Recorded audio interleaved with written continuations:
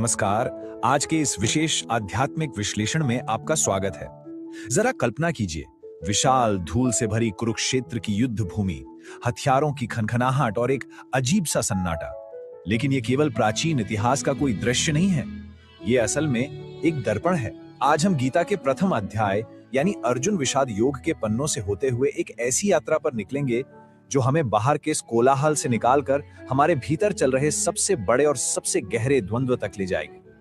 अब देखिए, हम इस महाकाव्य को किसी आम नजरिए से नहीं समझने वाले।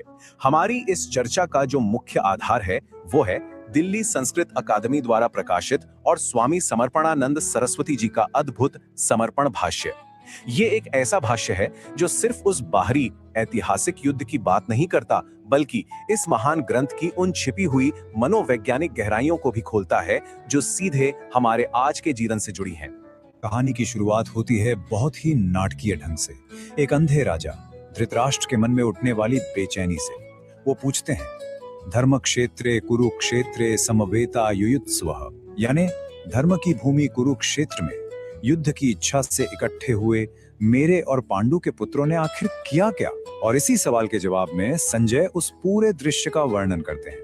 दोनों विशाल सेनाएं बिल्कुल आमने सामने खड़ी हैं। दुर्योधन अपने गुरु द्रोणाचार्य के पास जाता है, पांडवों की व्यूह रचना और उनके प्रमुख योद्धाओं का वर्णन करता है। उस समय वातावरण में जो तनाव था ना, वो सच में भयानक था। हर महारथी अपने रथ पर सवार बस युद्ध शुरू होने की प्रतीक्षा में है। और तभी उस घने तनाव को चीरते हुए पितामह भीष्म का सिंहनाद गूंज उठता है। उनके शंख की वो भारी ध्वनि जिससे पूरा कुरुक्षेत्र कांप उठता है। इसके ठीक बाद प्रवेश होता है श्री कृष्ण और अर्जुन के उस भव्य दिव्य रथ का। लेकिन ठहरिए, यहीं पर स्वामी जी का भाष्य हमें बहुत ही गहरा विचार देता है। ये जो कुरुक्षेत्र है ना, ये केवल उत्तर भारत का कोई मिट्टी का मैदान नहीं है। ये कुरुक्षेत्र दरअसल हर मनुष्य का अपना शरीर है, हमारा अपना मन है, जहां हमारी दैवीय और आसुरी प्रवृत्तियां, हमारी अच्छाई और बुराई लगातार हर पल युद्ध के लिए बिल्कुल ऐसे ही आमने सामने खड़ी रहती हैं। और इसी आंतरिक और बाहरी कुरुक्षेत्र के बिल्कुल बीचों बीच खड़ा है हमारा नायक अर्जुन। वो पूरे आत्मविश्वास के साथ भगवान श्री कृष्ण से कहता है कि हे अच्युत, मेरे रथ को दोनों सेनाओं के बीच में ले जाकर खड़ा कर दीजिए। लेकिन जैसे ही वो वहां से सामने देखता है, सब कुछ बदल जाता है। उसे वहां कोई दुश्मन दिखाई ही नहीं देता। उसे दिखते हैं अपने ही गुरुजन, अपने पितामह, बुजुर्ग, सगे भाई और रिश्तेदार। और उन्हें देखकर अर्जुन एक ऐसे भयानक शारीरिक और मानसिक विषाद में डूब जाता है जिसकी आप कल्पना भी नहीं कर सकते। उसके मन में एक ऐसा हृदय विदारक सवाल उठ खड़ा होता है जो उसे भीतर तक तोड़ देता है। स्वजनों को मारकर हम आखिर कैसे सुखी होंगे? अर्जुन का ये दर्द, ये हताशा इन शब्दों में छलकती है। तस्मात् नार्हा वयम हंतुम धार्त राष्ट्रान स्वबांधवान स्वजनम ही कथम हत्वा सुखिना श्याम माधव। वो बहुत ही व्यथित होकर श्री कृष्ण से कहता है कि हे माधव, हमें अपने ही बंधुओं, इन धृतराष्ट्र के पुत्रों को मारना बिल्कुल उचित नहीं लगता। हाँ, भले ही इन्होंने बहुत अन्याय किया है, लेकिन अपने ही आत्मीय जनों का खून बहाकर भला हम कैसे सुखी हो सकते हैं? अचानक से उसे वो जीत, वो राज्य, सब कुछ एकदम व्यर्थ और खोखला लगने लगता है। अब ध्यान दीजिए, ये केवल कोई साधारण डर नहीं था, ये एक ऐसा गहरा मोह था जो इंसान को उसके असली कर्तव्य से पूरी तरह भटका देता है। अर्जुन को अब ये चिंता सताने लगी थी कि इस भीषण युद्ध से तो कुलधर्म का ही नाश हो जाएगा, हमारी सारी परंपराएं मिट जाएंगी और समाज का ढांचा इस तरह गिरेगा कि पूरा कुल नरक के समान हो जाएगा। इसी गहरे मोह और मानसिक विषाद में डूबकर अर्जुन का शरीर बुरी तरह कांपने लगता है। वो अपना वो अजेय दिव्य धनुष, अपना गांडीव अपने हाथों से छोड़ देता है और पूरी तरह से टूटकर, हताश होकर अपने रथ के पिछले हिस्से में धम से बैठ जाता है। सच कहूं तो गीता का जो असली योग है वो यहीं से, इसी परम हताशा के बिंदु से शुरू होता है। लेकिन श्री कृष्ण उसे इस अंधेरे में अकेला नहीं छोड़ते। वे उसे इस हताशा से बाहर निकालने का रास्ता दिखाते हैं और वो रास्ता शुरू होता है मन की स्थिरता से। वे कहते हैं, नास्ति बुद्धिर युक्तस्य न च युक्तस्य भावना न च अभावयतः शांतिर शांतस्य कुतः सुखम। इसका सीधा सा अर्थ यह है कि जिसका चित्त स्थिर नहीं है ना, उसमें कोई शुद्ध भावना हो ही नहीं सकती। जब तक मन अनासक्त नहीं होता तब तक शांति नहीं मिल सकती। और जरा सोचिए, बिना शांति के भला जीवन में सुख कहां से आएगा? अर्जुन का मन इस समय पूरी तरह से अशांत है और बस इसीलिए वो इतना दुखी है। तो अब सवाल ये उठता है कि आखिर ये अशांति हमारे भीतर जन्म कहां से लेती है? यहाँ भाष्यकार हमें मानव मन के पतन की एक पूरी की पूरी मनोवैज्ञानिक चेन समझाते हैं। ध्यायतो विषयान पुंसः। बात शुरू होती है सोचने से। जब भी हम किसी वस्तु या व्यक्ति के बारे में लगातार सोचते हैं तो उससे हमारा लगाव, हमारी आसक्ति पैदा हो जाती है। उस आसक्ति से उसे हर हाल में पाने की कामना जन्म लेती है और जब वो इच्छा पूरी नहीं होती तब आता है क्रोध, और यही क्रोध हमारी सोचने समझने की शक्ति को नष्ट कर देता है। यही वो चक्र है जिसमें अर्जुन फंस गया था, और ईमानदारी से कहें तो हम सब भी रोजमर्रा की जिंदगी में अक्सर इसी चक्र में फंसते हैं। तो फिर इस मानसिक भ्रम और पतन से बाहर निकलने का रास्ता क्या है? यहाँ स्वामी समर्पणानंद जी का भाष्य एक बहुत ही बेबाक और साहसिक बात कहता है। वे समझाते हैं कि सच्ची भक्ति का मतलब अपनी जिम्मेदारियों और समाज से भागकर कहीं दूर बैठ जाना या केवल मंत्र जपना और हवन करना नहीं है। इसे वे झूठी भक्ति कहते हैं। असली भक्ति तो यह है कि आप अपना जो भी स्वाभाविक कर्तव्य है, आपका जो स्वकर्म है, उसे पूरी निष्ठा से निभाएं, वो भी बिना किसी स्वार्थ के, सिर्फ और सिर्फ लोक कल्याण के लिए। इस बात को गीता के इस छोटे से लेकिन बेहद शक्तिशाली वाक्यांश से बहुत अच्छी तरह समझा जा सकता है। न निरग्निर न चाक्रियाः। इसका मतलब है कि अगर कोई इंसान सिर्फ प्रतीकात्मक रूप से अग्नि जलाकर बैठ जाए लेकिन उसके अनुरूप कोई सच्चा कर्म या प्रयास ना करे तो वो सब बिल्कुल निरर्थक है। बिना कर्म की पूजा किसी काम की नहीं है। ईश्वर की जो सबसे सच्ची पूजा है वो आपकी कर्मठता में ही बसती है। अब आप पूछेंगे कि हमारा ये स्वाभाविक कर्म या स्वकर्म तय कैसे होता है?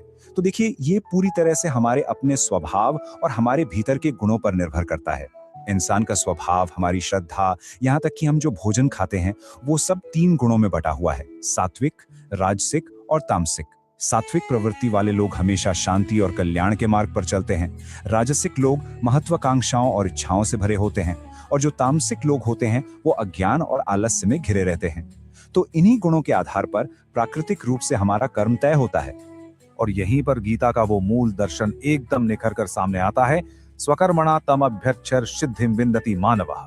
मतलब ये कि कोई भी मनुष्य केवल और केवल अपने स्वाभाविक कर्तव्य का पालन करके उस परमात्मा की पूजा कर सकता है और परम सिद्धि को प्राप्त कर सकता है। अब अर्जुन को ही लीजिए, उसका स्वाभाविक धर्म क्या है? एक योद्धा का धर्म, अन्याय के खिलाफ मजबूती से खड़ा होना। बस यही उसका स्वकर्म है, और यही उसके लिए ईश्वर की सबसे बड़ी वंदना भी है। और पता है, जब कोई व्यक्ति इस तरह बिना किसी स्वार्थ के सिर्फ लोक कल्याण के लिए अपना कर्तव्य निभाता है तो वो एक सच्चा योगी बन जाता है। वो दुनिया के सारे काम करता है, वो देखता है, सुनता है, चलता है, लेकिन उसके भीतर कभी ये अहंकार नहीं आता कि ये सब मैं कर रहा हूं। वो खुद को बस ईश्वर के हाथों का एक उपकरण, एक टूल मात्र मानता है। और जैसे कमल का पत्ता पानी के बीच रहकर भी कभी पानी से भीगता नहीं है, बिल्कुल वैसे ही ऐसा कर्म योगी दुनिया के सारे कर्म करते हुए भी किसी भी पाप से पूरी तरह अछूता रहता है। जब ये परम ज्ञान अर्जुन को पूरी तरह समझ आ जाता है तो उसे भगवान श्री कृष्ण के उस विराट ब्रह्मांडीय रूप का साक्षात्कार होता है। उस रूप को देखकर वो गहरे आदर से नतमस्तक हो जाता है और कहता है: पितासी लोकस्य चराचरस्य तस्मात् प्रणम्य प्रणिधाय कायम। वो भगवान से क्षमा मांगता है कि कैसे अपने अज्ञान के कारण उसने उस ईश्वरीय शक्ति को केवल अपना एक साधारण मित्र मान लिया था। यहाँ आकर अर्जुन अपना सारा अहंकार त्याग देता है और पूरी तरह से आत्मसमर्पण कर देता है। और फिर भगवान उसे जीवन का सबसे अंतिम और सबसे बड़ा सत्य बताते हैं: ईश्वरः सर्वभूतानां हृदयेषु अर्जुन तिष्ठति भ्रामयन् सर्वभूतानि यंत्रारूढ़ाणि मायाया। वे कहते हैं कि हे अर्जुन, वो जो परम ईश्वर है ना, वो बाहर कहीं नहीं बल्कि सभी प्राणियों के हृदय में बैठा है, और वो अपनी माया से सभी को एक यंत्र, एक मशीन पर चढ़े हुए की तरह घुमा रहा है। तुम्हें कुछ अलग नहीं करना है, बस उस परम शक्ति के प्रति खुद को सौंप देना है और इस सृष्टि में जो तुम्हारे हिस्से का कर्तव्य है उसे निभाना है। तो अब सबसे अहम सवाल ये है, जब आप इस विश्लेषण से बाहर निकलकर अपनी उसी रोजमर्रा की असल जिंदगी में लौटेंगे तो क्या आप भी अपने मन के उन गहरे भ्रमों और मोह को चीरने का साहस जुटा पाएंगे? क्या आप अपने स्वयं के उस आंतरिक कुरुक्षेत्र में अपनी कमजोरियों से लड़ते हुए अपने कर्तव्यों और कर्मों को बिना किसी स्वार्थ के उस ईश्वरीय शक्ति को समर्पित करेंगे? जरा शांति से बैठकर इस पर विचार कीजिएगा।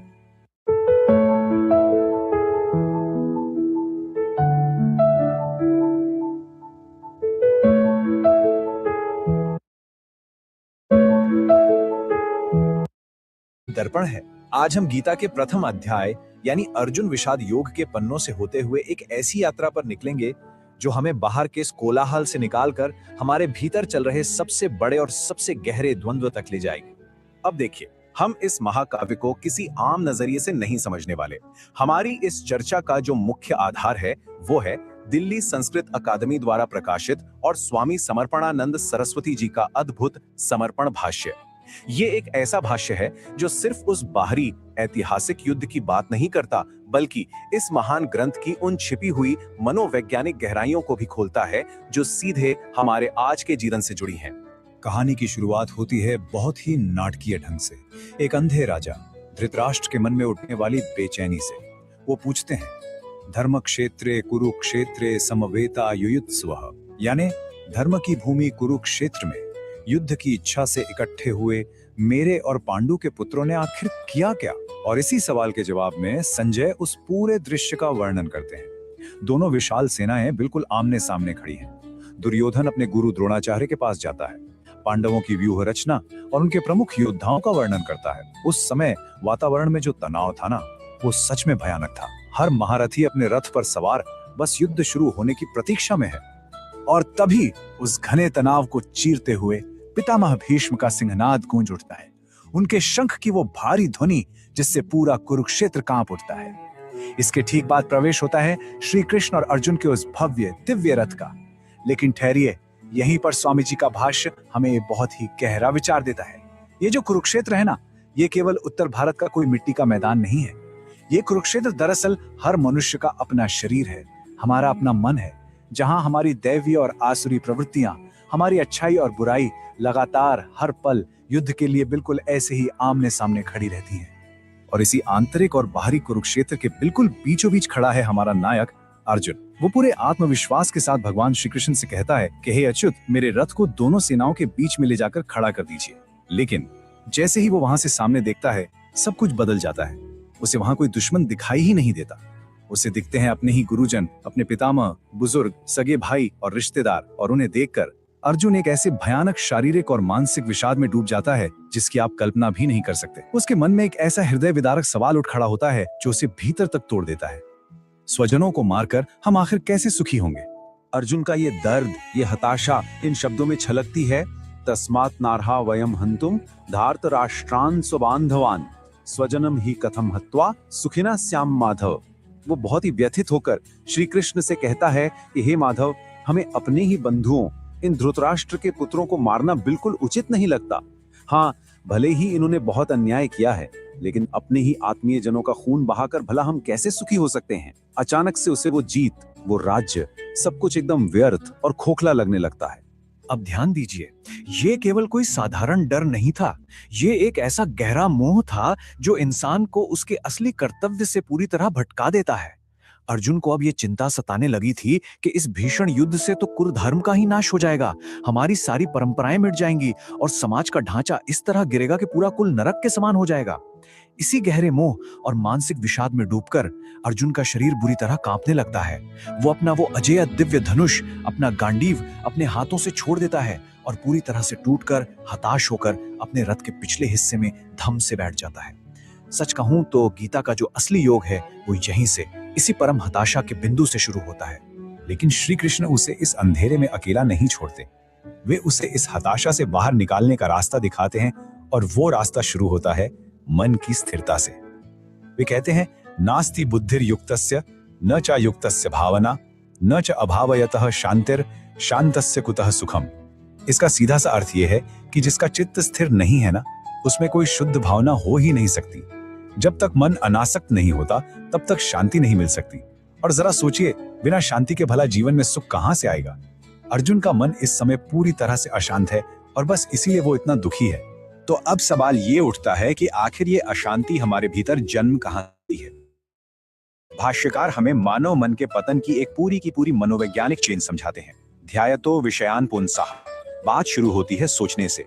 जब भी हम किसी वस्तु या व्यक्ति के बारे में लगातार सोचते हैं तो उससे हमारा लगाव, हमारी आसक्ति पैदा हो जाती है। उस आसक्ति से उसे हर हाल में पाने की कामना जन्म लेती है, और जब वो इच्छा पूरी नहीं होती तब आता है क्रोध, और यही क्रोध हमारी सोचने समझने की शक्ति को नष्ट कर देता है। यही वो चक्र है जिसमें अर्जुन फंस गया था, और ईमानदारी से कहें तो हम सब भी रोजमर्रा की जिंदगी में अक्सर इसी चक्र में फंसते हैं। तो फिर इस मानसिक भ्रम और पतन से बाहर निकलने का रास्ता क्या है? यहाँ स्वामी समर्पणानंद जी का भाष्य एक बहुत ही बेबाक और साहसिक बात कहता है। वे समझाते हैं कि सच्ची भक्ति का मतलब अपनी जिम्मेदारियों और समाज से भागकर कहीं दूर बैठ जाना या केवल मंत्र जपना और हवन करना नहीं है। इसे वे झूठी भक्ति कहते हैं। असली भक्ति तो यह है कि आप अपना जो भी स्वाभाविक कर्तव्य है, आपका जो स्वकर्म है, उसे पूरी निष्ठा से निभाएं, वो भी बिना किसी स्वार्थ के, सिर्फ और सिर्फ लोक कल्याण के लिए। इस बात को गीता के इस छोटे से लेकिन बेहद शक्तिशाली वाक्यांश से बहुत अच्छी तरह समझा जा सकता है। न निरग्निर न चाक्रियः। इसका मतलब है कि अगर कोई इंसान सिर्फ प्रतीकात्मक रूप से अग्नि जलाकर बैठ जाए लेकिन उसके अनुरूप कोई सच्चा कर्म या प्रयास ना करे तो वो सब बिल्कुल निरर्थक है। बिना कर्म की पूजा किसी काम की नहीं है। ईश्वर की जो सबसे सच्ची पूजा है वो आपकी कर्मठता में ही बसती है। अब आप पूछेंगे कि हमारा ये स्वाभाविक कर्म या स्वकर्म तय कैसे होता है? तो देखिए, ये पूरी तरह से हमारे अपने स्वभाव और हमारे भीतर के गुणों पर निर्भर करता है। इंसान का स्वभाव, हमारी श्रद्धा, यहाँ तक कि हम जो भोजन खाते हैं, वो सब 3 गुणों में बटा हुआ है: सात्विक, राजसिक और तामसिक। सात्विक प्रवृत्ति वाले लोग हमेशा शांति और कल्याण के मार्ग पर चलते हैं। राजसिक लोग महत्वाकांक्षाओं और इच्छाओं से भरे होते हैं, और जो तामसिक लोग होते हैं वो अज्ञान और आलस्य में घिरे रहते हैं। तो इन्हीं गुणों के आधार पर प्राकृतिक रूप से हमारा कर्म तय होता है। और यहीं पर गीता का वो मूल दर्शन एकदम निखर कर सामने आता है: स्वकर्मणा तम अभ्यक्षर सिद्धिम विन्दति मानवः। मतलब ये कि कोई भी मनुष्य केवल और केवल अपने स्वाभाविक कर्तव्य का पालन करके उस परमात्मा की पूजा कर सकता है और परम सिद्धि को प्राप्त कर सकता है। अब अर्जुन को ही लीजिए, उसका स्वाभाविक धर्म क्या है? एक योद्धा का धर्म, अन्याय के खिलाफ मजबूती से खड़ा होना। बस यही उसका स्वकर्म है, और यही उसके लिए ईश्वर की सबसे बड़ी वंदना भी है। और पता है, जब कोई व्यक्ति इस तरह बिना किसी स्वार्थ के सिर्फ लोक कल्याण के लिए अपना कर्तव्य निभाता है तो वो एक सच्चा योगी बन जाता है। वो दुनिया के सारे काम करता है, वो देखता है, सुनता है, चलता है, लेकिन उसके भीतर कभी ये अहंकार नहीं आता कि ये सब मैं कर रहा हूं। वो खुद को बस ईश्वर के हाथों का एक उपकरण, एक टूल मात्र मानता है। और जैसे कमल का पत्ता पानी के बीच रहकर भी कभी पानी से भीगता नहीं है, बिल्कुल वैसे ही ऐसा कर्म योगी दुनिया के सारे कर्म करते हुए भी किसी भी पाप से पूरी तरह अछूता रहता है। जब ये परम ज्ञान अर्जुन को पूरी तरह समझ आ जाता है तो उसे भगवान श्री कृष्ण के उस विराट ब्रह्मांडीय रूप का साक्षात्कार होता है। उस रूप को देखकर वो गहरे आदर से नतमस्तक हो जाता है और कहता है, पितासी लोकस्य चराचरस्य तस्मात् प्रणिधाय कायम। वो भगवान से क्षमा मांगता है कि कैसे अपने अज्ञान के कारण उसने उस ईश्वरीय शक्ति को केवल अपना एक साधारण मित्र मान लिया था। यहाँ आकर अर्जुन अपना सारा अहंकार त्याग देता है और पूरी तरह से आत्मसमर्पण कर देता है। और फिर भगवान उसे जीवन का सबसे अंतिम और सबसे बड़ा सत्य बताते हैं: ईश्वरः सर्वभूतानां हृदेशे अर्जुन तिष्ठति भ्रामयन् सर्वभूतानि यंत्रारूढ़ाणि मायाया। वे कहते हैं कि हे अर्जुन, वो जो परम ईश्वर है ना, वो बाहर कहीं नहीं बल्कि सभी प्राणियों के हृदय में बैठा है, और वो अपनी माया से सभी को एक यंत्र, एक मशीन पर चढ़े हुए की तरह घुमा रहा है।